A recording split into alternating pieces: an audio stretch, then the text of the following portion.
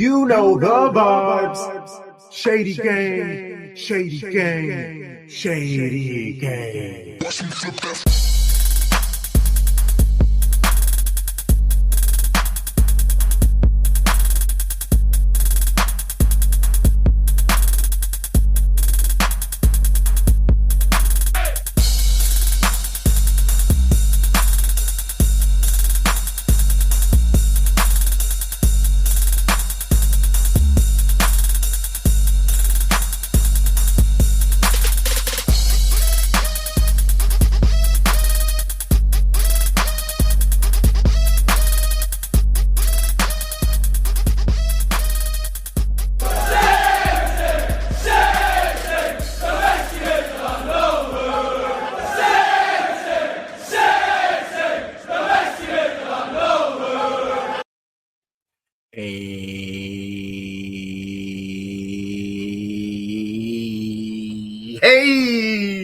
We're still early on, so I'm feeling this energy. It's the beginning of the season. I'm super excited. Welcome to episode 144, season 5 of Shades of Blue. This is culturally inappropriate. We are the most comprehensive show about Manchester City, covering both the men's and women's game, spanning both sides of the Mason-Dixon line. Ooh, I messed that up. We are making art over here. Capitalize the A. Still preseason. Couple more training sessions, getting it out. It's okay. Oh my gosh. I'm Crunk Chocolate. I'm here with my amazing show bros, amazing supportive show bros. Thom Bomb, Sharpie Charlie, Tarik. How's it going, brothers? It's going good, man. Glad to be here. Greatness is about to be upon us, gentlemen. I just hope that we are up for the calling. I'm gonna be a Debbie Downer. It's actually shit in DC right now. That's real. Dog. Oh yeah, you got some issues, bro. It's wild over here, bro. Like it actually is shit over here in this little pocket, nation's capital. So for those on video or those listening, I'm wearing my Washington Nationals hat, black t-shirt in solidarity with everybody in DC that's gonna have to deal with the National Guard for at least the next 30 days. After the bullshit Trump pulled, which is so unnecessary. 29 days. Right. That's crime is that it's like a 20-year low in DC, and he wants to just, attack the houseless and black and brown people throughout one of the nation's blackest cities. So, on that side of things, not fun. However, we get Premier League football this weekend. So I'm extremely excited about that. Can't wait for the preview. I brought a full local out because I said, hey, if Metro Boomin's going back to the futuristic era, so am I. Let's fucking go. Oh my gosh. That album, bro. Like, it's just bringing me back so many memories. Like, oh man, I love that album so much. It's great. Just big smile to my face. And it's funny seeing people who don't get it. It's like, okay, so they weren't there. They don't know. It's okay. They weren't there. And that's exactly what it is. It's just like, okay, fine, then you weren't there. All right. That's okay. For the kids, not for y'all. It's for grown folks. You better got debt. You got over $20,000 in debt. This album is for you. Oh man. Shout out to Third Eye Child for the new podcast intro. Other sound bites that we will be using this season have been made by him. Shout out Most Dope Producer. If you're watching on YouTube, like that video, hit the thumbs up, subscribe, leave a comment on what you thought of the episode. Let's say you listen on Apple Podcasts, Spotify, Good Pods, any of those podcast streaming services that allow you to rate or review. Please do that. 5 stars, 10 out of 10, whatever their rating system is. Say some nice things. It is the free way to spread the word of the pod, let other people know about us. Subscribe to our Patreon for $6 a month. You can get original premium content like our match preview series, Breaking Bread, where we bring on writers, podcasters, or fans of Manchester City's upcoming opponents for City men and women. Our interview series, Chopping It Up, where we bring on some of the best brains in media, football and culture, and football media and culture. And we just talk about the sport. Sharpie and I, the episode just dropped out with Jack Gone. That was an amazing conversation. Lots of people were very interested in that. So if you haven't checked it out, the first 15 minutes of all of our Patreon episodes are always free on our YouTube and podcast apps. But that link for that Patreon, $6 a month. Subscribe to that. We have another episode with Boz that's going to be dropping soon. We're having on Baltimore Wolves of Whole Lot of Wolves for the match preview against Wolves. And then, all of the guests. I'm chatting, I'm planning, I'm figuring out. We're going to have a lot of fun this season. Season 5, so we got to do it big. All of those things will be on Patreon. $6 a month. Way more bang for your buck. I be out here working, trying to get you guys some really good content. That is city-based and not city-based. Like, that is what I take a lot of pride in. Yes, we're a Man City podcast, and people want to hold that against us. But we talk the world of football. We out here just doing our thing. Check us out. In today's episode, we're going to talk about Club World Cup. There were a couple of things that we weren't able to talk about last week. We're going to do this one. How did we feel about it? Was it a success? Was it a failure?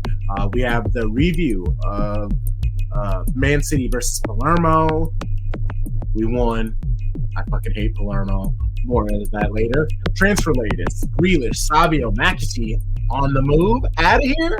And we're going to end the episode with our top 7 Premier League predictions. Hey. Okay. Club World Cup. Let's get into it. So, what was it? 2-0 win against Wydad. A 6-0 win against Al Ain. That was the match that you were at, Sharpie, yeah? Yes, sir. Yes, sir. And then a 5-2 win against Juventus. Oh, boy, I was lit. And then we lost 3-4 to Al Hilal. It knocked us out of the competition. Arguably, you could say that was one of the easier, if you're going to be like a smug football fan, European highbrow, you would say Al Hilal should have easily been the large underdog. But if you look at the roster of that team, there are some players that, if this was like FIFA 2018, those are some fucking killers, bro. Like, those were some legends on that squad.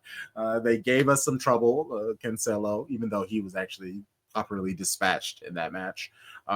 All together, all in all, my show bros, I guess we'll start here, which, we can talk down the hyperbolic question I'm about to ask you, but I still got to ask it. Would you call Manchester City's run in the Club World Cup a success or a failure? Tarik, let's start with you. First of all, we were on a break. Yes. It sounds like a relationship thing. We were on a break. And that's what you say right before God, that was a friendship. Like, that's what you say right before you tell her what you did when y'all was on a break. But while we were on a break, I was, still doing little recordings here and there and whatever. But I said, and people didn't want to hear me, I said that match is not going to be easy.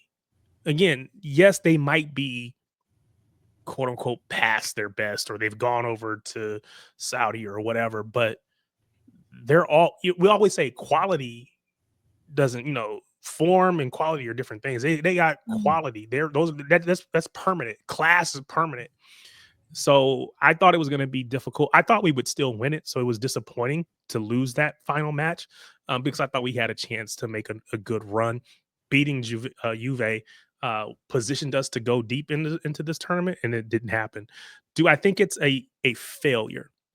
No, I don't think it's a failure because I think it was more about prepping for the new season than it was about necessarily trying to cap off the old season. I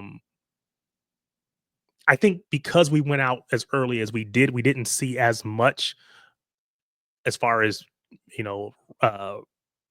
lineups and squad rotation and all that kind of stuff. I think that we were planning for a longer turn in the tournament, but all in all, I thought it was about seeing what we had for this coming season. And from that standpoint, I think we did that.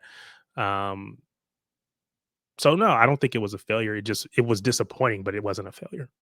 Not in my mind. it was the perfect preseason environment, and I think that was exactly how the training staff seemed to look at it, just based off of how players were rotated in and out and like the types of lines. Like, okay, we're gonna try this out, sort of thing. Not really a yes, we were talented. Yes, we scored the most goals in the group stage play. But like we're also like very talented. So like we have a lot of talent on our squad. That shouldn't surprise anybody. But I think we were just trying to work some shit out. And Hilal was not the type of team that we would be able to work some shit out against, so clearly. Yeah, Man City, we should have known that we saw it, we've seen it every single year for the last few years. Even the teams in the bottom of the Premier League, the teams that are struggling in the group in the Champions League, they always give their best. We are always going to see the best of any club that we see because they are Manchester City. And Al Hilal came with the shits. And Man City really weren't ready for it. I mean, Doku was cooking. And there was like some moments where we were seeing the greatness of individuality, but we really weren't seeing as a team them playing well together. Also, hot take, no matter if we got past Al Hilal, we were 100% losing to Fluminense. that was happening. Like, oh no. Y'all know I like numbers. We made 37 million pounds. That is more than we're going to make from selling James McAtee. And we just got some preseason work in. Like, we were the club in the Premier League, like Chelsea, right, that did our work early because we were going. So therefore, you had extra time to bet in those players, the two Ryans, Turkey and Nori, to get some time for Tijani Reinders, to see Rodrygo's return. Like, seeing him play in person was crazy. When I was in Atlanta, we know he got a little groin issue later, but like he shouldn't have played as much as the Juventus. But overall, like, when you make that much money, you get all that intensive work. You have the team bonding that people are talking about that you can see on all the socials. Like, okay, we get these new players. We actually get to know them in June. We don't have to wait until August, like when people normally come into the window. So by the time we see, and we'll talk about Palermo soon, like you see the fact that we've played together before. This isn't new to us. And so I was just thrilled that we were able to leave, again, mostly healthy, aside from Rodri, and to just see the new players look like, to see why we signed them, that's the win. Like, when you saw Turkey on the ball, okay, I see why you are him. When I see Tijani Reinders going and doing his thing, oh, you're young Gundo. Oh, at Nore, you're a real left back who can go up and down. You can invert. You can do it all. Wolves held you back. You were ready to spread your wings and fly. So, like, it's a big win. Yeah, of course you want to go further. You never like losing. We all want to win trophies. But all in all, we didn't get embarrassed. We didn't lose in the group stage. And that game against Al Hilal was fun. They got some real hitters, man. Like, they got talent. And they hit us on the counter and shit happens. So I'm happy that we made it out. And again, this is a tournament. People talk about like it's going to happen every year. No, it's just every 4 years, like every other tournament. And so it was a cool first time to do it. And in 4 more years, we'll be back, like, because that's what we do. So I'm excited. It was great that we were a part of the first time of doing it. And so we'll see what happens the next time. Oh, yeah, that because it was 4-3, like you said, it was fun. It was entertaining. But every single time City scored, it was just like, I don't know, you just kind of felt the nonsense about to happen. Making it to the group stage, getting the almost 40 million from that competition. You're like, okay, cool. That's great. That can hopefully push us towards bringing in a player like Livramento or somebody like that. We can... I guess technically next in the docket is the Palermo friendly, but let's just move to transfers since we're already talking about players. Livramento, that seems to be kind of like a Newcastle thing. They just need to hold on to him. They're afraid of crashing out and falling out of Champions League or out of the top 4 if they lose to any other players, which is understandable. Like Brentford, I'm legitimately worried about them this season. Like they are relegation fodder with the moves that they have made. It is what it is. But transfer window over the last couple of days, things have gone insane. We have Jack Grealish, Savio, and James McAtee. I guess where of these 3 do we want to talk about the least? Let's start off least. Please talk about Jack. Can we talk about Jack? Okay, let's talk about Jack. I guess Jack is so washed. I just want to say that Jack is washed, and nobody wants to say it because y'all remember like when we started our show and they let Raheem Sterling go to Chelsea. Y'all remember that? Raheem Sterling performed the year before. He actually gave us goals, assists. And the year before that, contributed to goals. Yeah, so many of them. So much production, right? So y'all, again, I like numbers. So I was like, let me go ahead and look at this shit. And let me tell y'all what Jack Grealish did in the last 2 seasons, y'all. It's actually baffling. In 32 matches played in the 24-25 season, he had a total of 8 goal involvements. 3 goals and 5 assists in 32 matches. 8. Okay, let's see what else he did the year before that. Okay, year after the trouble, we come back. 23-24. In 36 matches played, he had 6 goal involvements. So you're talking in 2 seasons of football, 78 appearances. You give me 8 plus 6, 14 goal involvements? So as a winger? If What I are we can doing? be What are we doing? the devil's advocate, Please, go right ahead, please. Jack Grealish, his game isn't on goals and assists. It's holding the ball. It's moving it up the field. Dog, I don't need a winger to do that. I don't need a winger to do that. That's a midfielder. That is a midfield quality that you have just described to me. And if you're playing on the wing and you get to the top of the box and you can't shoot, you can't cut in and make things pop on that right foot, that's a problem. I'm done because what we have here is a double standard when it comes to Jack compared to guys who are way younger in Doku and Savio. Year 2 and year 1 in City, they are expected to give us 10 and 10, right? Like they're supposed to give double figures, but people just let Jack walk away and just say, oh, he's just working in the system. He's holding the ball. He's drawing fouls. No, bro, you didn't do shit the last 2 years. And I'm not even getting to the off the field stuff because I don't even know what that was. Whatever. But on the field, you did nothing. So good riddance. God bless you. Stay healthy. Hope you do well at Everton. Hope you beat other Big 6 opponents. Get some draws against the other Big 6. I love that. If you give us some draws, that's worth every penny. But I'm so happy that he's gone. Like it is great to not even worry about him in the conversation about who's gonna start. Yeah, are we gonna see him? No. And get ready to give that 10 shirt to Turkey. That's all that matters. I'm done. Tell us how you really feel. So when I talk about a Grealish conversation with Pep last week, I get called angry and stuff. But then no, because you were mad about the coverage of the conversation. Hey, angry is angry. Sharpie is mad about the performance on the pitch, and that is what we are talking about. Correct? Wow. I don't see a difference. I'm just saying, I don't see a difference. Of course you don't. Of course you don't. What does that mean? Sorry, Tarik. What were you about to say? No, I mean, I think so. I think anyone that tells you Jack hasn't been poor is lying to themselves and to you. I think that we will probably see, quote unquote, an improvement from Jack because he's going to play in a completely different style, probably play in a different spot or position and have different responsibilities. So I hope that he does great. And then they go ahead and spend that money. I think it's time for him to go. I'm not suggesting that we want to keep him or anything like that. It's time for him to go.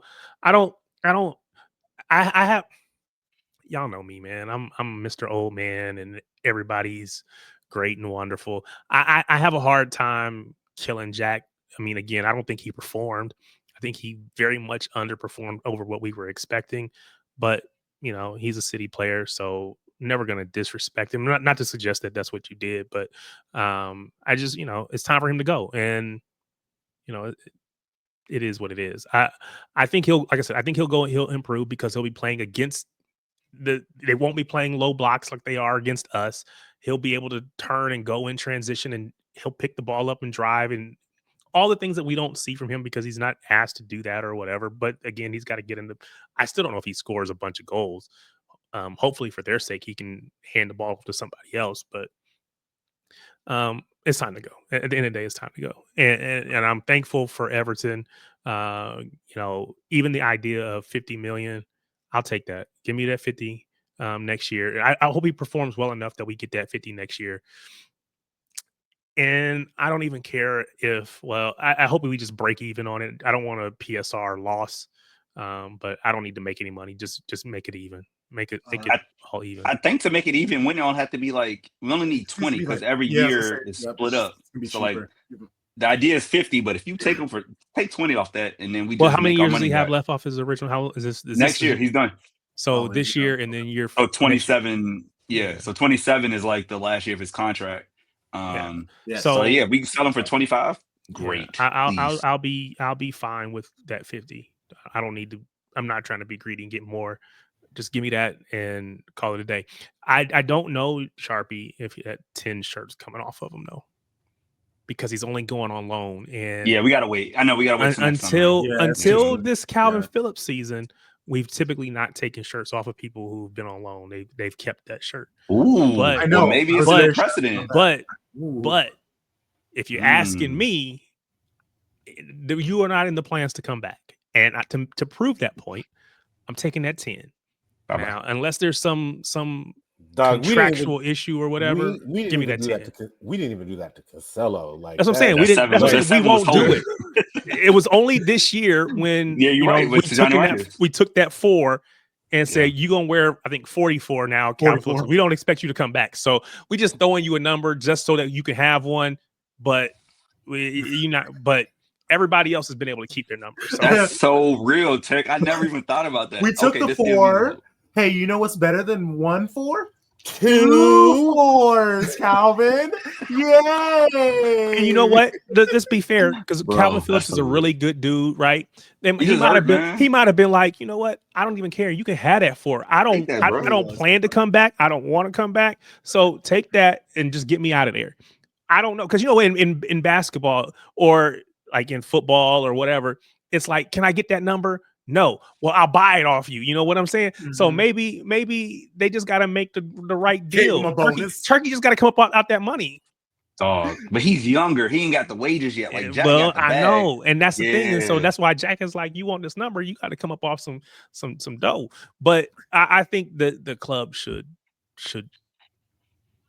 take the number, give it to Turkey, just to continue, just to set the tone and make him feel comfortable, let him know that we see you as an integral part of what we're doing. But maybe there's something to be said for he's got to earn it. I don't know. Yeah, so I looked up because everyone wants to talk about Jack Grealish in Aston Villa, and if you haven't, and if you can, if you know where to search, if you look up the heat maps compared to Grealish as a left winger at City, and then Jack Grealish as, I guess he was an attacking mid. He was a 10. He was a 10 at Villa. But if you see his heat map, he very much was in the same spaces. He loved the left. He would start center, but he would cut left and play with his people, and then cut inside and shoot. So like, he's not really, where he's positioned on the pitch isn't much different than what he was doing at Aston Villa. The only difference is I guess he just doesn't go super right. But honestly, he's done that where he just kind of dribbles into open space until the defenders stop trying to take him out, and then he'll lay the ball off. But this Aston Villa team I was looking at before he left, who was on the squad, like that was Ollie Watkins is the center forward, but Wesley Moraes, El Ghazi, Bertrand Traore, like Trezeguet, fucking Trezeguet. Like these are the people that he had to play with. Callum Rowe, like he was playing with plumbers. We use LeBron versus Jordan word. He was playing with plumbers, and of course he was doing what he was doing. He said them dudes was the 2007 Cavs. Facts. He's making the. He's making. You thought I was gonna deny it? He was making That's the best real. with what he It did had, happen. and so of course he was the star player. Of course he was making the most happen. Of course he was scoring all the goals and assists. Who else was going to be contributing like that? And so like, I don't know. It's all kind of frustrating. Tom, how you feel about him? How you feel about him? Two things can be true. We appreciate his service to the club, and his service to the club was not enough. And now it is time to go. Hey, that's the thing. I was waiting for more. He's like, I was like, oh, okay, he's done. All right, cool. Yeah, no, bye. See ya. Like but also everybody that I know who who's an Everton fan, writes podcasts, anything about Everton, they are all saying there's no way they are paying that $50 million fee. So I don't know if the price is gonna drop or like part of me just thinks that they're saying the 50 to get fans to kind of shut up and relax and be like, okay, cool, that's great. But then once everybody kind of be like, hey, they don't have $50 million to give for a 31-year-old Jack Grealish. So like it's interesting. I mean, they need a star, and new stadium. You need a household name. You need somebody that's going to sell shirts. For all of his lack of performance on the pitch, he's still the Gucci that Puma guy for a lot of people. Yeah, maybe he still. I don't know if he still has that juice or not, but we'll see. We'll find out. Okay. Let's do James McAtee to Nottingham Forest because that is the other thing that seems pretty almost plausible. Like it seems like it's about to happen. What I guess I am most frustrated with is what is it? A 20 million fee with 8 to 10 million in incentives, but the incentives are easily attainable. They're not like super tough add-ons. We were hearing closer to Cole Palmer number. Nottingham Forest did nonsense when it came to Morgan Gibbs White, but we seem to give in to them and give them off seemingly very affordable. All this says to me is, hey, I understand all the people who are McAtee fans. I guess this is going to be something like a shot to you. Thom Bomb, I love you. This is not a shot to you. This is just general McAtee fans. People who were super high on him. Obviously, his interest is not there. But also, it's one of those things. Leverkusen, it seemed like they were willing to pay whatever they needed to pay to bring him in. He just wanted to stay in England. So that kind of cuffs City, very similar to Newcastle with Isak. He only wants to go to Liverpool, so Liverpool can offer whatever they want. So also, that's why I think Nottingham Forest are getting him for the cheap, but still pisses me off because Nottingham Forest can do some BS. I'm going to keep the same energy when it comes to Savio and Tottenham with them and Harry Kane and their nonsense. Like, we are always overcharged for players, yet we seem to not give our players away, but you would think that there would be a higher fee attached to some of these players, and they just aren't. I'm frustrated, at least. He's only got 1 year left. That's at the end of this season. He goes on a free, so you take what you can get, and you don't throw a fit, as the little kids would say. And it's pure profit. Like yeah. that's it. He's an academy grad, so if he's not in our plans, which he's not, then you take what you can get. Yeah, you take what you can get and call it a day. To be fair, I don't know. We were all calling for McAtee to play and just to see what he could do. We needed to see him play. And maybe I don't think this, but maybe it's possible that he has a Cole Palmer in him. I don't think so. I think Cole Palmer, they say lightning doesn't strike twice or whatever, however that phrase goes. I don't know if we see another player hit like that we've given up on. I could be wrong, but I doubt it. I got a question for Tom. Tom, what, in your quick answer, what is McAtee's position?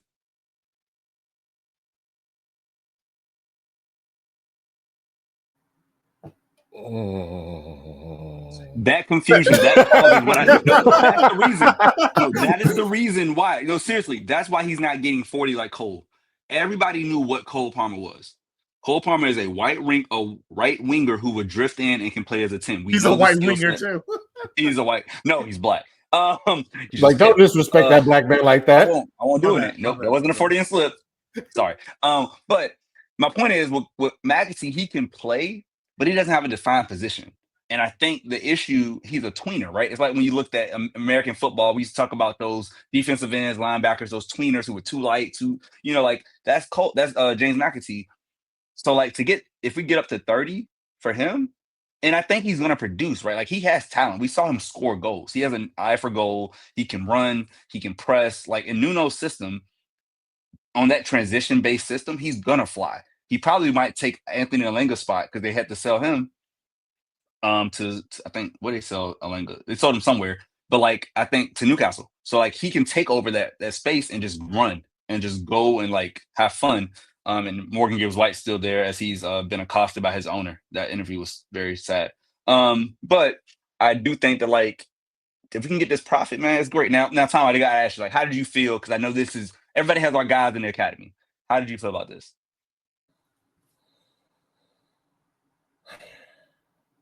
He just wasn't gonna make it, and I think like over the course of doing this podcast, seeing him play and not play, it wasn't going to happen for him. So since it wasn't going to happen for him, like he got to go. And like to your point, it's all profit because he's a academy kid. So, and to Tarik's point, he's only got a year left. So it's not like, teams are going to be able to wait out the clock on him if they really wanted to. So, yeah, just take what you can get at this point, and if you do get upside down on Jack to Everton, maybe that's where you make up your loss. Tarik, for you as the biggest academy supporter, do you feel like with the squad that has Rico, Nico O'Reilly, and Phil Foden in it, and James Trafford now, right? We have 4 academy grads in our first squad. Do you think that is a good representation of what Pep's time has been at City, or do you think we should have another 2 or 3? Well, did you count Oscar Bob in that? Yeah. My apologies. We have 5. That's even better. This is great for my question. Great job. We have 5. So we have 5 people from the academy in our 23 to 25 man roster. Yeah, I mean, I guess when you put it like that, it doesn't sound horrible. But then when you think about the potential, see, I guess for me, we sold Cole Palmer and brought in Jeremy Doku. Jeremy Doku is a great player, good player. Creed's probably a little strong. He's a good player. Is he better than what we had with Cole Palmer? I don't know that he is. We got rid of Romeo Lavia, brought in Kalvin Phillips, right? That didn't. So I don't know. So yes, it's good to have that 4 that you can point to and say we got 4. But I feel like we could have had a couple more if we were willing to give game time. The issue though is we're competing on every single front for every single trophy, and you can't, in that scenario, you don't just give minutes. They have to be earned. You need time to be able to earn minutes. I didn't like what I haven't liked is when we've sold a player and then went out and bought somebody that was maybe marginally better or whatever. If we're gonna go buy somebody, you better buy somebody that's head and shoulders above what you've already got. That's my opinion. Again, it doesn't really matter. But yeah, I think having what we have is good. I think the only one that is kind of iffy in that list is Trafford because he did have to leave. But again, that's being a goalkeeper. There's only so many spots. You can't just say we're going to keep this guy around forever because he has to play and he's never going to play as a third keeper or whatever, right? So in the academy, it wasn't going to work for him.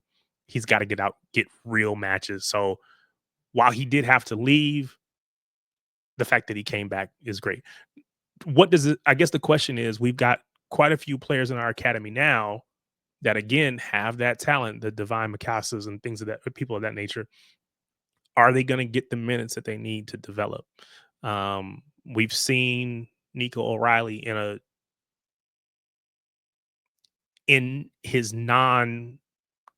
position that's not his best, right? So again, do they ever really reach their potential if they're not given game time in their best, most natural positions? I don't know. So yeah, am I happy about it? I'm glad to see the ones that are there. I do feel like there's another one or two that could have made it, but they all have their issues too. So Okay.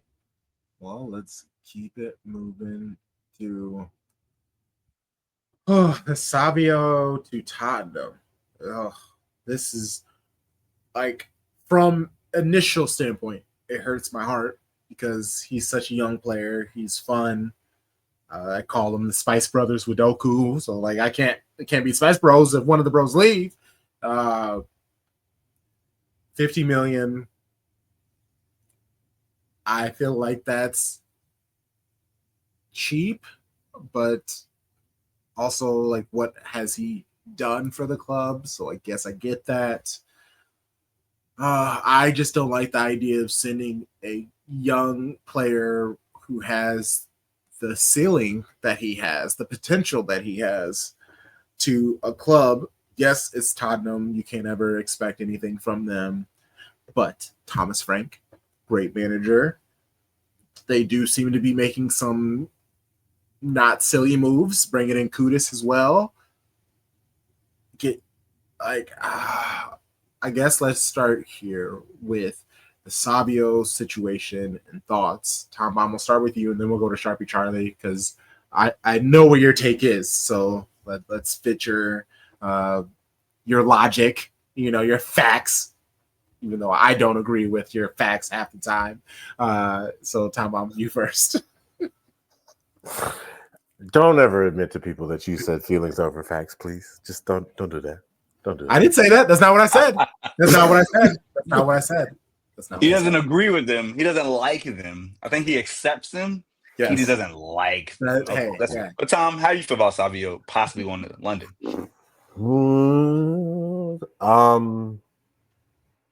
I don't know. Like, it seems to me like he has a lot of boom bust potential. Like, to Crunk's point, like, yes, his ceiling is very high, but like, he also seems like the type of player, like, his floor could be real low, if that makes any sense. And like, he could be Richarlison, and like, that would be terrible. Like,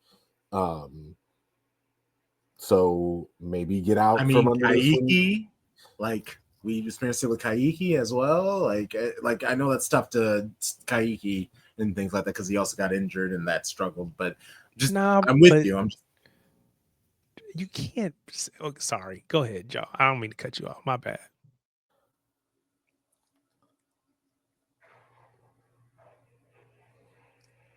I think for a myriad of reasons, we've seen brilliant Brazilian players play in some of the top leagues in Europe, and some of them go on to have wonderful, successful careers, and some of them have, this is probably is more a testament to, like, we get the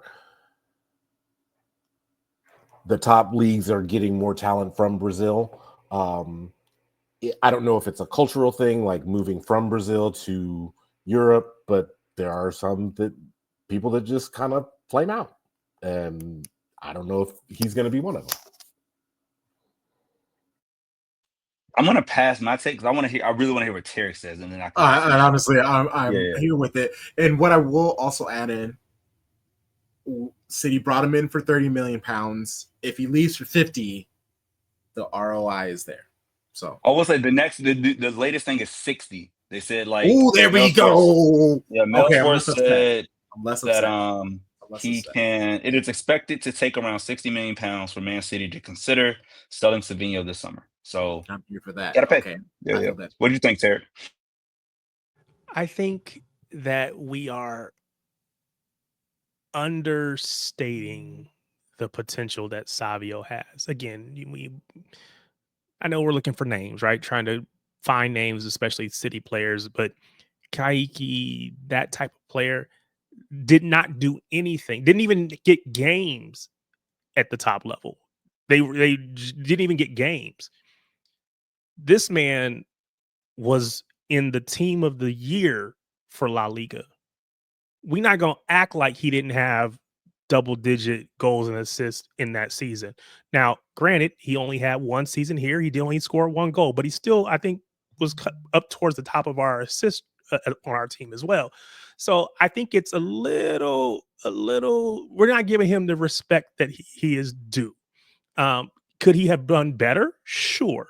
But I think it's a little unfair to act like he didn't do anything or has, his potential is the same as a Kaiki or somebody like that. So you probably already know, do I think we should have let him go? No, not necessarily, because I think he has a lot of potential. I think he can be our best winger. Now, again, he's got some work to do. He's got to be able to, be, I don't know if it's confident, calm, whatever, in front of goal. But those are the same types of issues that Raheem Sterling had when he came from Liverpool. We killed him on his finishing, and he got better at that. This man had one season in a Pep team, one season in a brand new league, and not y'all, but people in general are quick to give up on him. Didn't even give him a chance. We've always said up until recently that it takes a year before you even understand what Pep wants from you. So to give up on a player after 1 year who still was one of our best assist getters doesn't make any sense to me. It just doesn't make any sense. Now, if he says, "Hey, I want to go. I don't feel like competing with all these other players that you have on your you've brought in, you already had. You got Oscar Bob coming back. You brought in Cherky. I don't want to compete with that." If he says that, okay, then we let him go, and it says a little something about his mentality. But again, players want to play. Players want to play every match. I wish there was a way that maybe you just send him out on loan or whatever it is, because I think he has a really high upside. But if he wants to go, like everybody else, he's got to go. And there's the talk about who we might bring in as a replacement when all these players go. I don't know if that happens or not. I don't even know if I like that dude that much, but we'll see. But I think on its face, just if you take this one move in isolation, Savio to Tottenham, I think that is a mistake. That's my opinion. So I want to kind of like take all this together, right? City didn't start this. City was not looking to sell Savio. And so if you think about how news breaks and who breaks it, that is City letting the world know that Tottenham has reached out for him. And now City's in control because we don't need to let him go. Like, we had no plans on selling this man. So it's like he's at a ransom because it's a supply demand thing, right? Tottenham has lost Son to LAFC. They've lost Madison to an ACL injury. So they're down 2 attackers that they didn't, I think they knew Son would leave, but they didn't think Madison would be gone. So if if Frank wants Kudos to play at a 10, you need another winger, i.e. Savio, who naturally played on the left at Girona, and we push him to the right. So he can go either way. So with that being said, you think about the fee. I think it was like 40 million overall. We got him from Troyes. I'm saying that wrong because I know it's French, but to get to Girona, get in the CFG, and then we brought him over. So you're talking about at least 20 million profit for a player who has to get the green light. So Tarik, you mentioned mentality. I don't judge mentality as much as like, I want a ball. And if I agree. can, That's why I tried to change it up. Yeah. And if I can go to London, which we know is the biggest, most multicultural place in England, truly a metropolitan area. It's like the New York, right, of England. I want to go ball in London. Like, I'm gonna go hang out and just enjoy my life with my young family. So I don't think this is the thing where Savio is looking to get out. But if a new manager who's coming to the Big Six finally is like, hey, I see you, that has to feel good. Because now with City, Oscar Bob is coming. And that man has seen Bob in training. We saw Bob in person in Carolina. We know what he can do before the injury. Bob is a baller. And he got the academy on his side. Like, you got, your fans are on you. Now, I will say, for Savio's purpose, he was more productive in his first season than Jack Grealish. He had 14 goal contributions in all competitions to 10 for Jack Grealish. And I'm saying this because it's important, right? Jack Grealish came in as a 25-year-old pro. Savio came in as a 20-year-old and outperformed him. And he played more matches. Pep had to choose him. So therefore, would it be terrible to see him go? Yes, I would hate to see it. But we are stacked on the front line.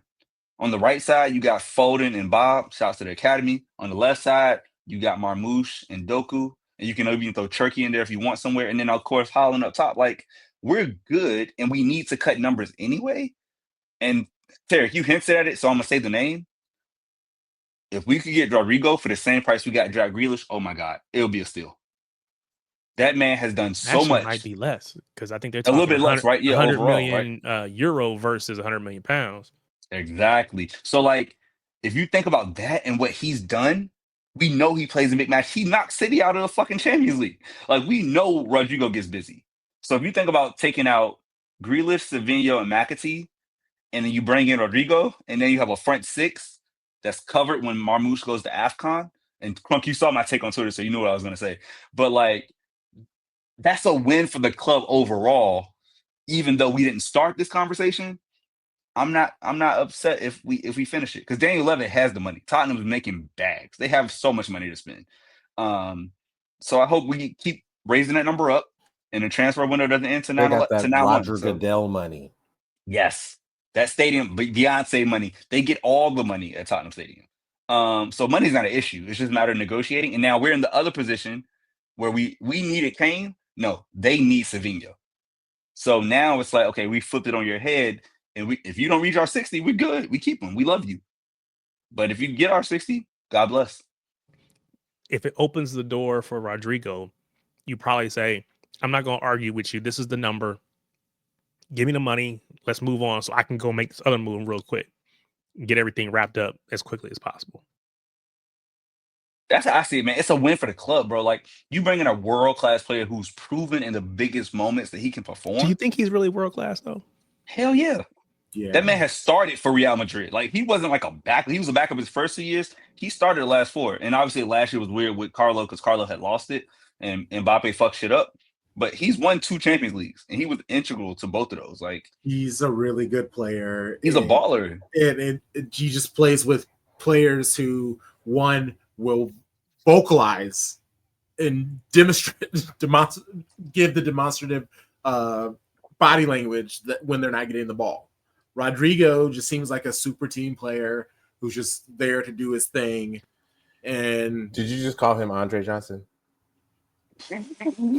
Yay, but also bro was a fucking monster though. He was. But he was a monster. Hall of Famer. Yeah. Like, so I will say, like, he's never played in his natural position. He's supposed to be a left winger, but we know Vinny can never give that up. So, like, in our team, there's a role where you can come in on left wing and you can compete with Doku, right? Like, you could get on your natural right foot. And I swear to God, I told y'all in the chat, I watched a 4-minute and 6-second comp set to Raekwon featuring Ghostface Killah and Method Man Ice Cream. And it showed all of his finishing. Because that's all you look for in comps. How do you finish? My boy. He would be the 3rd best finisher on our front line behind Holland and Marmoush. It didn't really matter. There were 4th. Like, whatever it is. I know, Terry. Go ahead, Terry. Say it. I was going to say, it really doesn't matter what he does on that video. You get that beat playing. It's going to hit. Good. It's going to hit. Look, he could have the ball turning it over. You could have Ederson getting goals. It don't matter, man. Give me that beat. I'm going to be all right. I'm going to feel good about it. Oh, man. But yeah, like, I'm in. And again, it's a rumor. It probably won't happen. We know these things, but we talk about these things as they come up, right? So, like, it feels like it's moving pretty quick, though. Yeah, things because we got 3 weeks left in the window. Things got to shape. Like, and what Tom, would you be down for Rodrygo? Yep. Would you want it, Tom? Yes or no? I gotta be honest, fellas. There's a Oh. part of me that still lives in 2022 when he made Mhm. that shot and Mhm. broke my heart. It And hurt. I don't know if I can get past that. That's how we got Bernardo. That's Yeah, that's but all the Points to time. prove it. but- That did happen though. yeah, That did happen. correct. That is real. Yes, And it was but- the next season. but Like, come on. the stakes were higher though. I don't know. Like That's fair. That's fair. That's fair. So that was a round of 16. Bernardo with Monaco versus quarterfinals with Real Madrid that year. Semifinals. Oh, it was semi. Okay, and then they went. Yeah, okay, that's right. Gotcha. Oh man. Okay, the For the second record, I love the Andre Johnson shout out.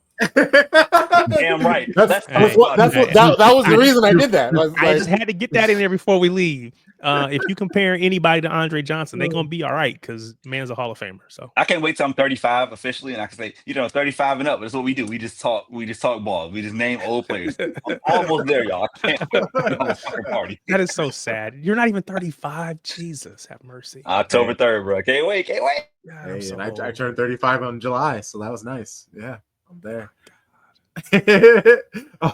Okay, let's get Every room I walk in, I'm the oldest.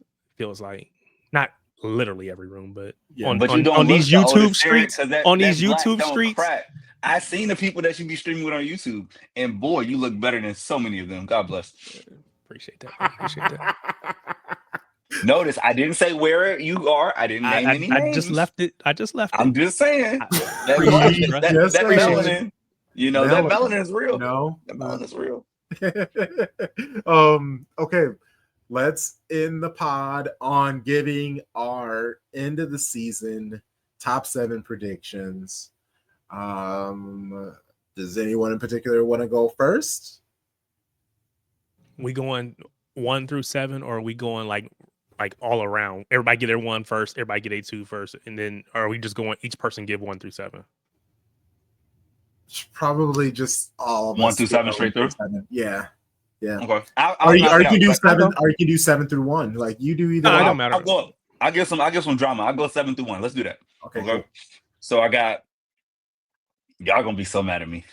Y'all gonna hate me for this. Damn, y'all gonna be so mad. I got 7 Man United. Oh, that's fair. That's fair. I got 6 Aston Villa. Trust Unai Emery to figure some shit out. Now we get to the big 5.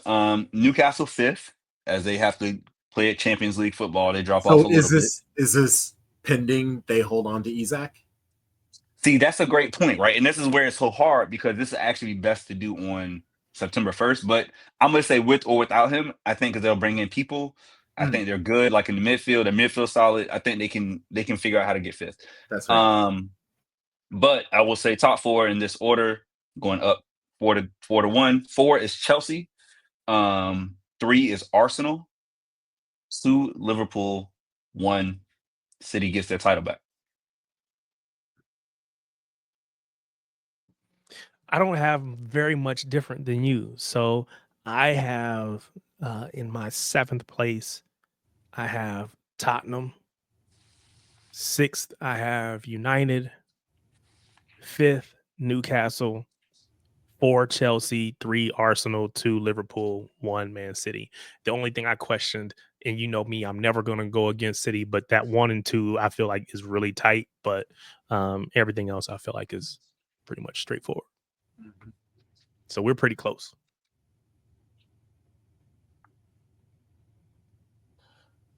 I got Crystal Palace at 7. Oh, they like that. Newcastle at 6. Villa at 5. Chelsea at 4. Arsenal and or Liverpool 2, 3. I don't care. It doesn't matter. Us at the top. So nobody thinks Nottingham Forest can do season again? Fuck no. No, God no. That was an abomination, bro. Get the fuck out of here. The money's talking, bro. You ain't got a bag. Sorry. You had to sell a language. You ain't ready for this. Told y'all years ago Chelsea was too big to fail. Y'all see what I'm saying now? They moving weight. They just moving weight. Yeah, they are. That's fair. Okay. For me, I do have Newcastle in 7th. just adding Alanga and Aaron Ramsdale. I don't think they can do it if they get rid of Isak, just because he himself helped them win games. So, Crunk, should we do a pre-end of transfer window, and then we can revisit this after the transfer window? Yeah, I'm all right with that. Just to see if it changes, because that Isak movement will shift some things. Yeah, for sure. At least for all of us that say Newcastle. But yeah, keep going. Who you got? The latest with Isak is. But again, you don't know if any of this is true. He's banished from the first team. That because he refuses. But then I also saw that Isak wants to hear specifically from somebody at Liverpool to tell him that Liverpool can't make the deal, that they can't pay the money. Like, he is so mistrusting of Newcastle that he needs to hear Liverpool be like, sorry, bro, we can't afford it. And I don't know. It just sounds so crazy that it feels like it can be true, but because of that, it feels like it is true. Is it mistrusting of Newcastle, or is it mistrusting of Liverpool? Because if I'm Alexander Isak and I see all of the money that Liverpool has spent this summer, and then you tell me that you ain't got enough to come get me, I'm starting to feel some sort of way. I think Newcastle's fucked up because they should be offering him a new deal to up his wages. He's only making they have, but they said he's I missed that. Okay. Said no, he's rejected them because That's why right, why agree to anything if you think Liverpool's going to come get you? Yeah. Now, if they keep him 2 months into the season, that contract sounds a little different. So we'll see. But also, I love that Carl Anka said this, and I think it's a great play for the future. If he doesn't go to Liverpool this year, Barca's in the market next year. Yeah. Because Lewandowski's going to leave, and they're going to bring in Camp Nou money, and they're going to be able to spend again. And you put them on that front line with Rafinha and Lamine Yamal. That's scary. He's going to leave Newcastle. Yeah, they're going to be able to. It's just a matter of time. Because they petitioned La Liga to play Villarreal in Miami. Get that bag, baby. Get that doesn't bag. make any sense to me. Hey, following the NFL's model. Let's be real. No, I mean, but the stadium in Miami isn't any bigger than the stadium in La Liga. It's just different money. Maybe you charge more money advertising for the tickets. But the first ever match with Barcelona and Lamine Yamal at his peak right now, they're gonna sell no ticket less than $500. I was saying, if you selling exorbitant price tickets that you wouldn't be able to pay over there, because the stadium's only like 55, and New Camp is like 80 plus 105, but it's not finished yet. That's the problem with that too. They still are trying to get permit. I read on this. They're trying to get permits through to finish the Spotify Camp Nou, and they're hoping to get back into it this year, or as soon as possible. But that's why they had to move their friendly, because they weren't. It wasn't ready for Como yet. They just need money. Do we know if this was a Barca home match that got moved, or was this the Villarreal home match that got moved? Great question. I do not know that. I didn't see that part yet. But I would assume it's Barca. Yeah. But also Villarreal, they're just gonna say yes for the money. They're gonna get a portion. That's why it wouldn't be surprising if it was their home match. They're like, because we're gonna get more money out of it. We're gonna get more money going over there than we're gonna get being at home anyway. Hell yeah, y'all be fine. We're gonna lose. We're gonna draw them at best anyway. Just y'all be fine. Y'all be all right. You didn't finish your top 7. You were Newcastle. We stopped you at 7. I'm so sorry. No, this is great.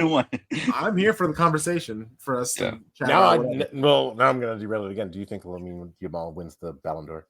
No, that's Dembele's. I think Dembele got it. Okay, he should. He should win it. He should. I think the top 3 is Dembele, Lamine. Well, actually, if people are smart, they watch football. Dembele, Rafinha, Lamine Yamal. Because I think Rafinha had an incredible season, one of the best Barca seasons ever.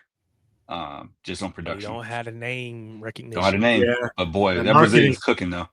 You're telling me a player who once played for Leeds is going to win the Ballon d'Or? He's going to be in top 5 for sure. He's locked in for top 5. Oh yeah, no, definitely. I'm with you. Yeah. So for 6, I have Man United. Okay. They've just done way too much spending for them to not be in this, and especially with these Baliba. Bro, are they really about to get him? Are they about That's the difference. If they get him, it's over. Caicedo Like, money? they're coming back. Caicedo money. But for he's Believer. that guy. Like, it's the same type of player, same year, same age. Brighton said Chelsea my favorite client, but he might have a new one with United because that was a great quote, by the way. I love Chelsea. It was super funny. Yeah. I went to City versus Brighton when I saw with my own eyes. Yeah, he's a fucking baller. He's everywhere. Yeah, man. It's frustrating. Tottenham, I got them in at 5th. I really do trust Thomas Frank, and he is a vibes. He is a person who kind of gets players to step up and do better than what is expected of them. All of Tottenham's thing, like beating a Spursy mentality, that you have to beat that with more mentality. And so you would think Thomas Frank is that guy. I'll give him this year. If even if Thomas Frank can't, and actually, what is success? I guess success is top 7, get to some knockout stages and competitions types of things. That's would be best for him. But they're spending the money on with Thomas Frank, which I don't think they've done with many other managers. Even with Jose Mourinho, he was bitching about money and spending and things like that. 4th, we got Chelsea. Just too many moves.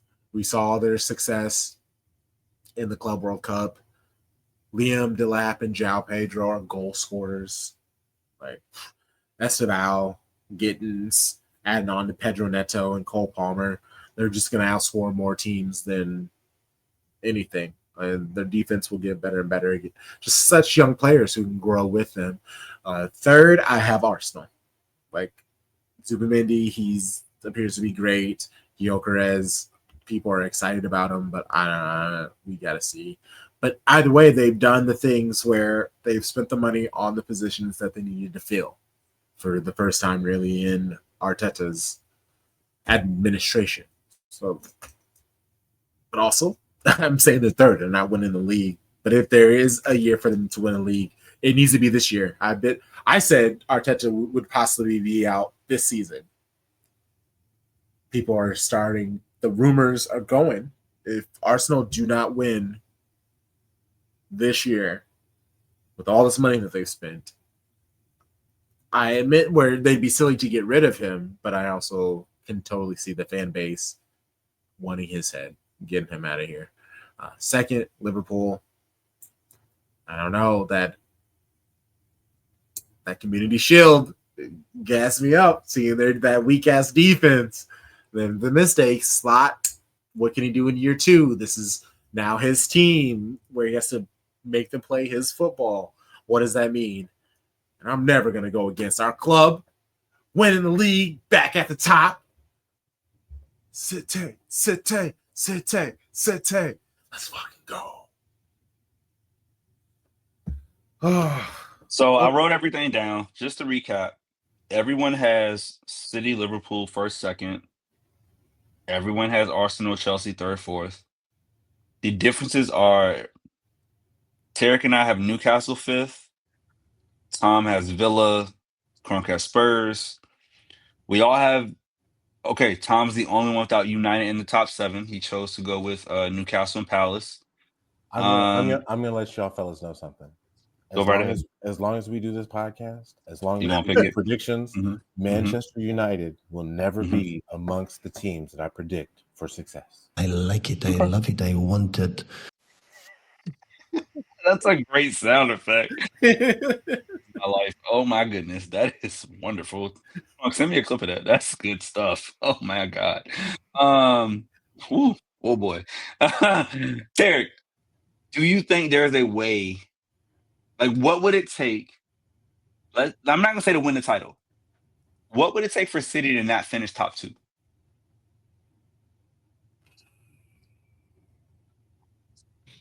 On one hand, I would say a defensive crisis, meaning, bodies unavailable, which is what we saw last year. and the new players not adapting.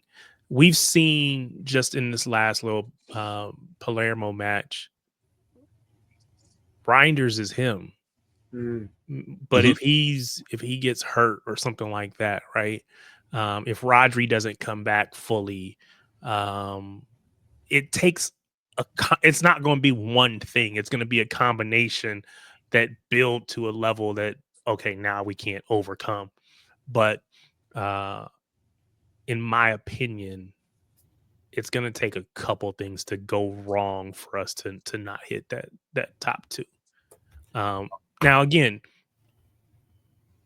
Arsenal have been top two. They are known for being. No, let's just say they've been second. Let's not say top two. Okay, yeah, they've been second. You're right. They don't go first. They've been second. They're the Kerrigan of the Premier League. This is where we're forever bridesmaids, right? So we're baddies. Facts over feelings. I like it. I'm here. Yeah, so I guess the question is, have they done enough? Because again, we got third with all of the horrific season that we had, the 1 out of 14 or whatever, 1 out of 13. We missed about like 1 point. We missed about we were right there. We were right there. So I know we will be much better. Mm-hmm. They had some injuries as well. Every team does. Mm-hmm. Are they going to be much better than they were last year? I don't know. You think, well, adding in Gyökeres, he's going to get a bunch of goals, yada, yada, boom. I don't know that that's the case. We will see. But I think it's going to take a lot for us to not get top two. Now, if we're talking about top one, who's going to win? Again, Liverpool have done a lot in the window. There's a lot of transition, as are we. So, that could go either way. They were already the winners last year, so they're starting from that position. You got to knock them off. So for them to not be one or whatever, okay, fine. But I don't see us not being top two teams. Same question to Tom. Do you think what would hold City back from being top two? I think the biggest thing that would hold City back, obviously, is City. I think it would be a situation where the injury that Rodri has now is a nagging injury, and at no point does he get to be 100% of the player that he is. And that means that he's out there playing at 65%. And I think and it won't necessarily be because we don't have proven depth behind it. The Nico and Nico midfield that started at Palermo, that excited me. I'm a fan. I was like, okay, yes. And if we all know that if Rodri said that he's good to go, that Pep is going to play him, and he's going to play him for 90 minutes most likely. And I think that that's going to be to our detriment.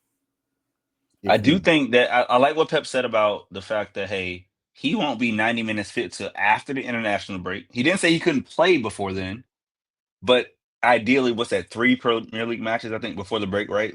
You don't want to see him if you don't need him. Let him sit. We can figure out the first 3 matches. I think it comes down to these big 6 ties are going to be the most important in years. Because as we all said, we know the top 4, right? It's Chelsea, it's 2 Blues, 2 Reds. City, Chelsea, Liverpool, Arsenal.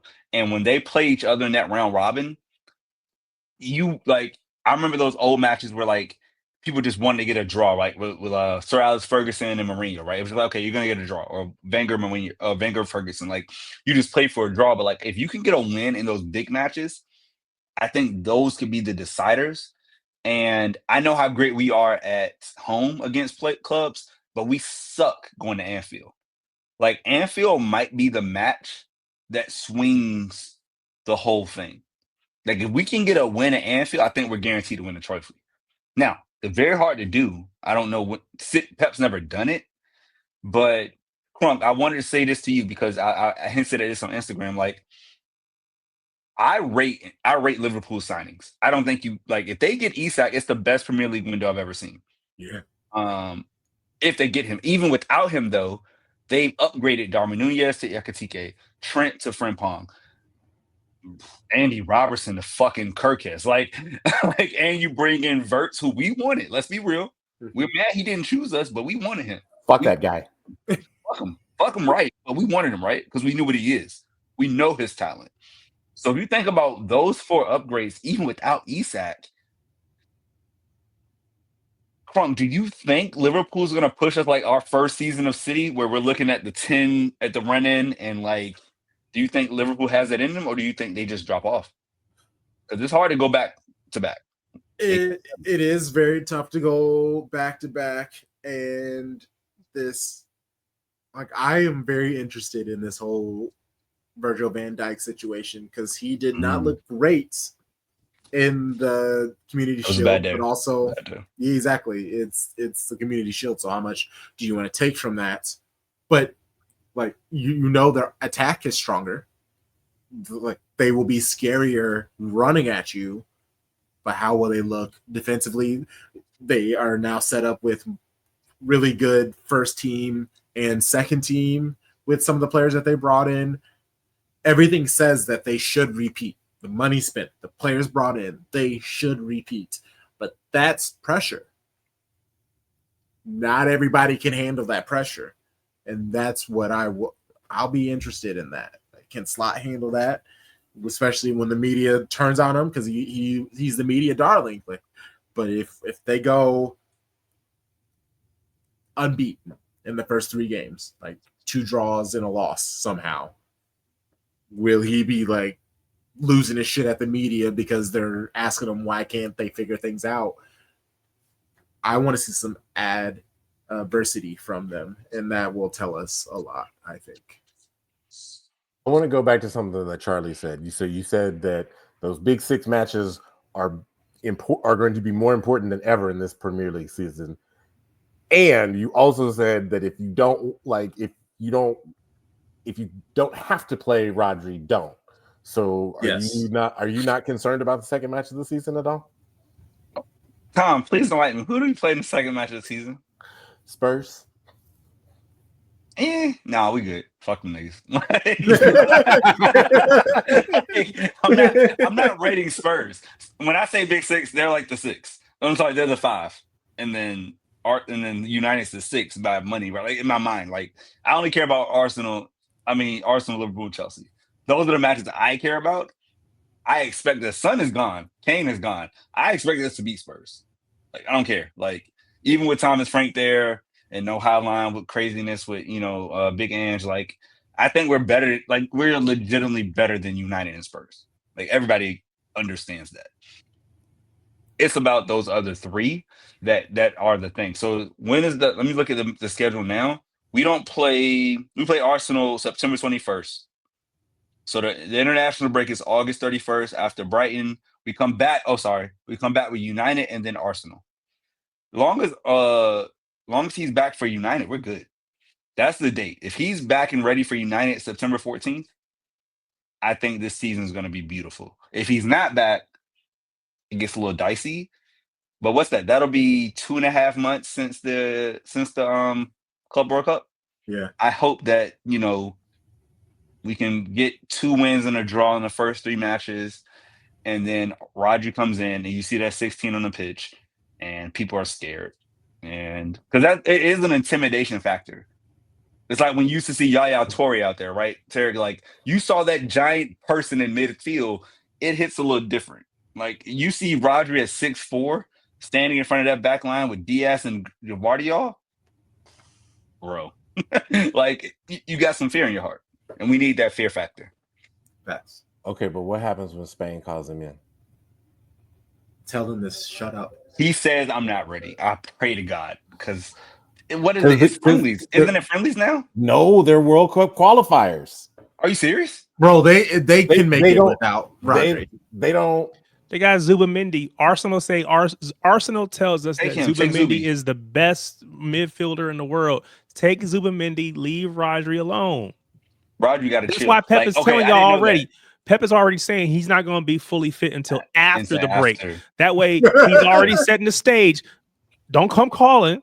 He ain't ready yet. He ain't ready yet. Put No. the gif out He there. ain't ready yet. That finger to the head gif. Yeah, I see that. Mm-hmm. And that's Pep knows. what Pep. He knows this country. Pep has been screaming at John Stones at, not Nathan Ake at, going, leaving, playing with your national team. Like, I want you to play for your national team. Like, it's an honor. I get it. But if you have a niggle, don't go and play. Don't nig, my niggle. Don't like, what do we do? Like, if you want to come on in the 60th minute, fine. But what are you doing starting? What are we doing? Like, you're not playing for me, but then you're going to go play for your national team? Crunk, you make a great point there. Think about this. Because we haven't talked about John Stones at all, right? But imagine the versatility we have if John Stones is literally just a squad player. Like, who else would have that in the world?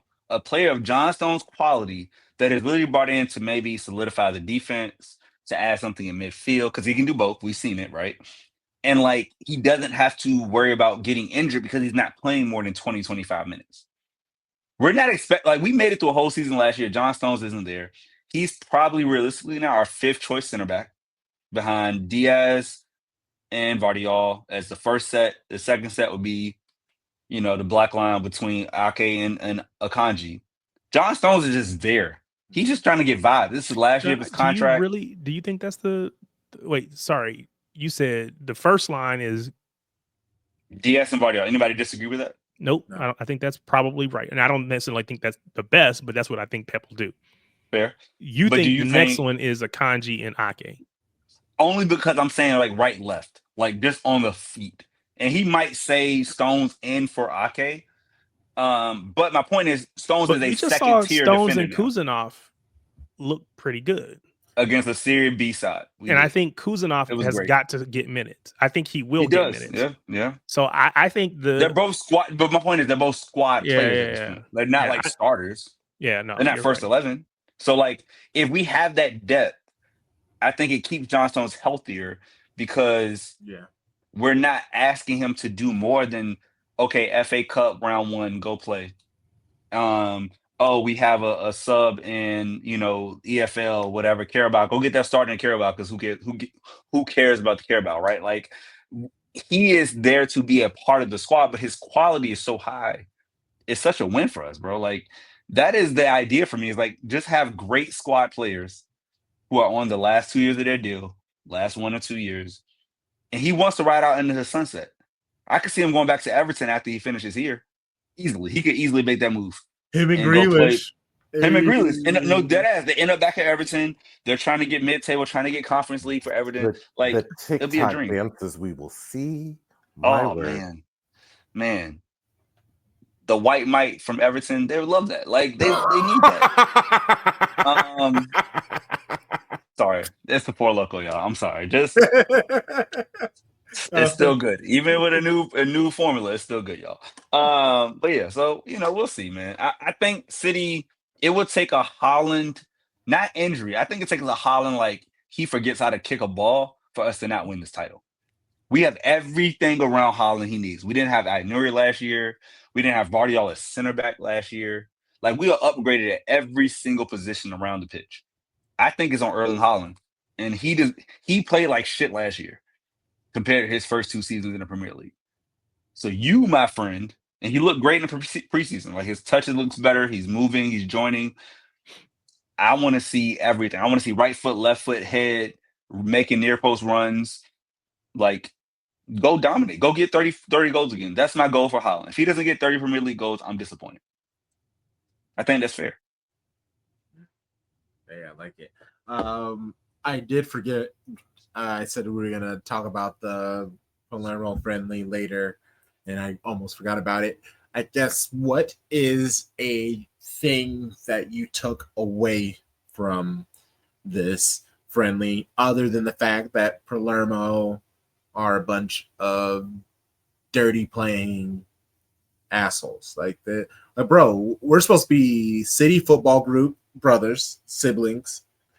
This is just a friendly, and you're like pulling collar tackles that they're doing late pushes. Grab that black man by his collar. That's a racismo. And it was multiple of the black players. Like it was just everybody, and like literally through the collar, like not just pulling onto the shirt, pulling onto the collar, which is like super like a horse collar tackle is illegal in American football. Like it's because of how dangerous it is on the knees. And every single time I saw that happening, I just saw my heart jump. I felt my heart jump where it was just like, okay, there goes their season. I was just waiting for a really bad injury just because they don't have the quality to keep with City. And instead of just letting them go because it's a friendly, they're trying to take him down. Like, bro, what are we doing? If this is supposed to be something that we're going to continue, please talk to them and be like, bro, this is supposed to be fun. Like, we're in Sicily right now. This is supposed to be vibes.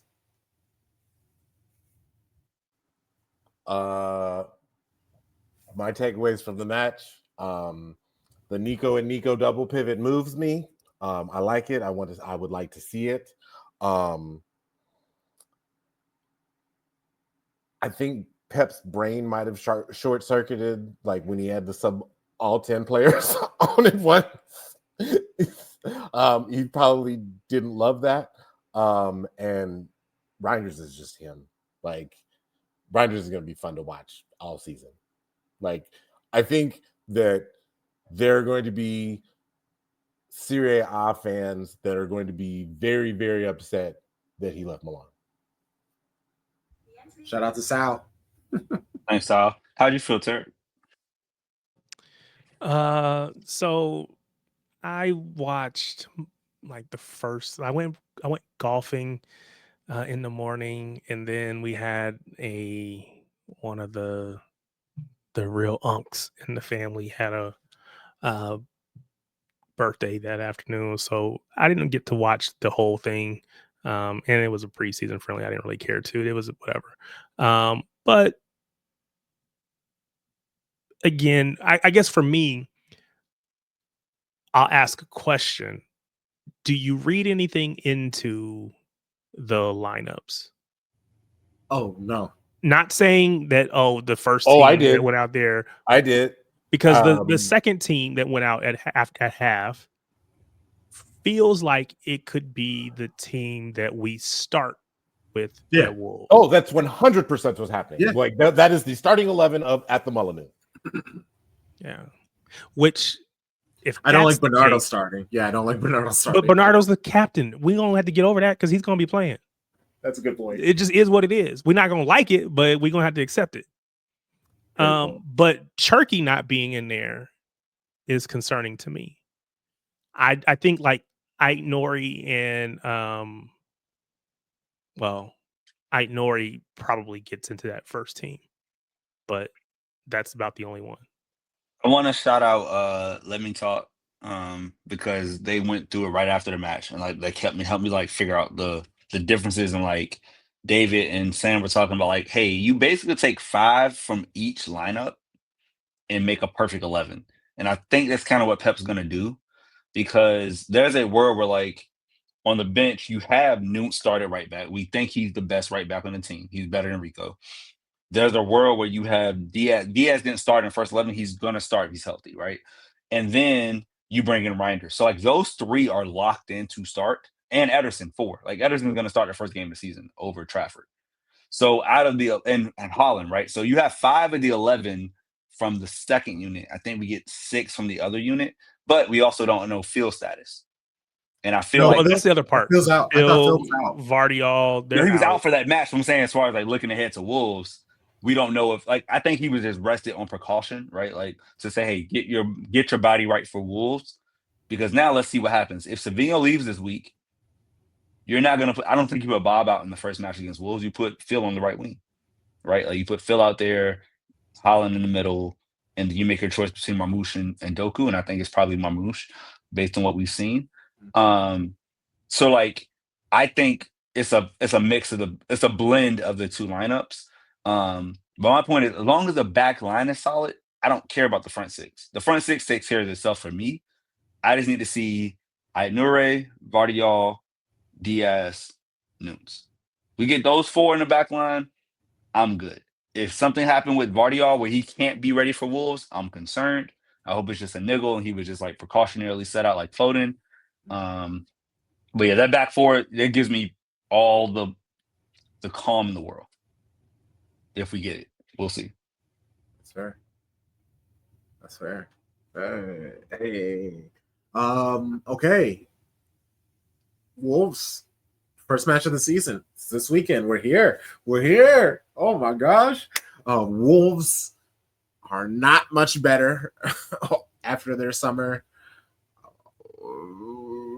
They are where they are. I was listening to a Wolves fan. Check out our match preview with Baltimore Wolves. That will be out soon on our Patreon. First 15 minutes will be free on YouTube, Spotify, Apple podcasting apps, and you will hear his thoughts on it. I'm actually never really too excited about Wolves. I've kind of been very low on them since the pod has really started, honestly. Well, yeah, this is a very solid first match of the season. It should be a W.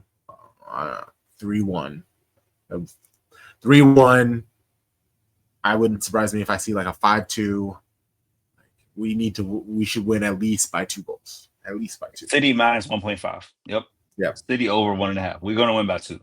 You pick your number. That's how I feel. Like we're better than them. Like they are gonna be fighting to be above the relegation zone. Yep. Based on what I saw in their last friendly. 3-0. I loved it. What you got, Tom? 3-1. We score all 4 goals, but 3-1. That's fun. Wow. That's fun. You know what? I think because teams are less precautious at the start of the season, I think we have a run on goals. I'm gonna go 4-1 City. Ooh, I like that. I like that a lot. Let's go. Okay. This was a wonderful episode. We will be back very soon for more episodes. We got the Patreon. Lit stream starts in 2 weeks, the 21st. We back. Guests will be announced very soon. Show bros. We'll start with you, Tarik. Let people know where they find you and the things that you do. At Tarik Peterson on social media, pretty much all of it. Yeah, that's pretty much it. You Twitter, Blue Sky, all of the above. Let's go.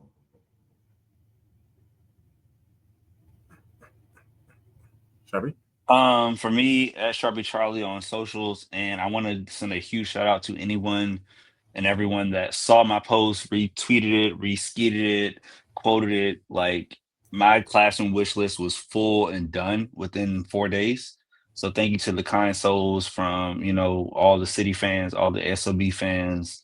The SOB family is real. Shady Gang is legit. And y'all have done this now 3 years in a row since I've been in DC. So extremely grateful. So you can find me in the classroom in Donald Trump's DC starting on Monday, August 18th. Well, back in school anyway. Shout out to you, Sharpie. Bless you. You can find me on the Shea Better FC podcast at the current moment. Oh, that's what he's all doing.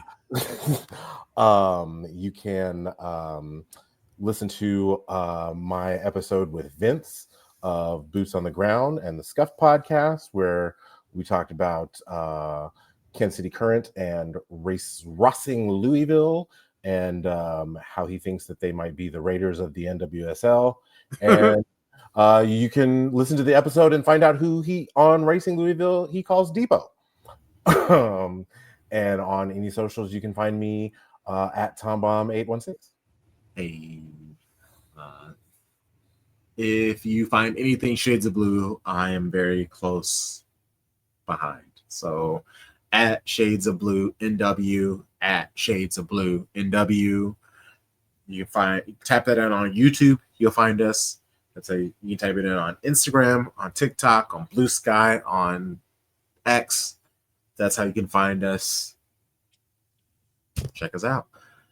We will see you soon. We appreciate you. Rate, review, like, subscribe, all those things. You know the vibes. Shady gang, shady gang, shady gang.